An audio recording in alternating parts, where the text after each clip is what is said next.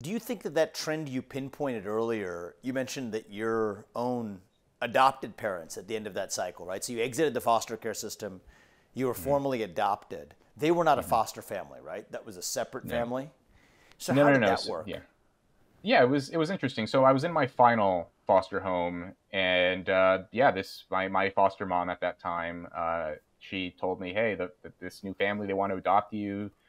And so the Henderson family, they came to visit me, and I remember, the moment I knew that it was going to be a different kind of family was when, I always refer to my foster moms as Mrs. So and So, and I referred to my, soon to be adoptive mother. I called her Mrs. Henderson, and she paused and stopped me and said, you can just call me mom if you want.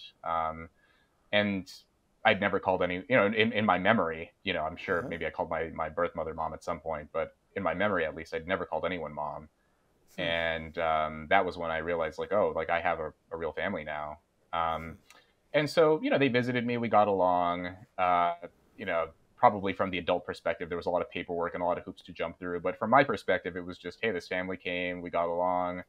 I moved in with them in their home in Red Bluff, California. And yeah, things went well for a while, but then, like I mentioned, there was a Did they have divorce. other kids? Yeah, yeah, they Did had they? a young daughter, their biological daughter, who is now my Okay. adoptive sister.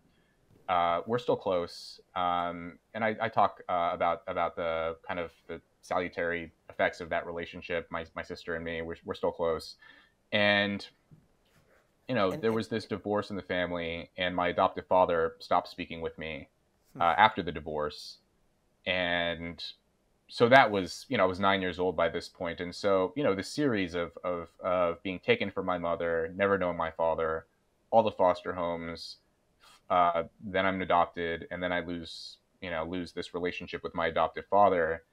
And so by this point, it was so hard, as a 9-year old kid.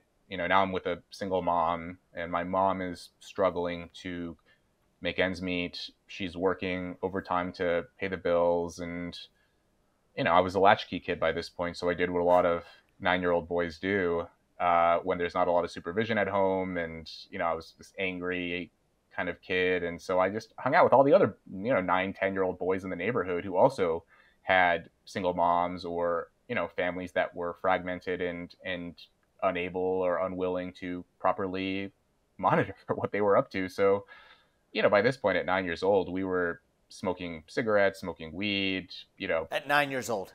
Oh yeah, yeah, no. I mean, Yeah. I talk in the book about how I started drinking beer when I was 5 in one of the foster homes, and Huh. then by 9 we were drinking tequila and sneaking Marlboro Reds from my friend's mom, and you know whatever, going to we go to the local gas station, buy some cold medicine, and then see how many pills we could take before we started to feel funny. Eventually, one of my friend's cousins was able to get us weed and moved on to harder drugs after that.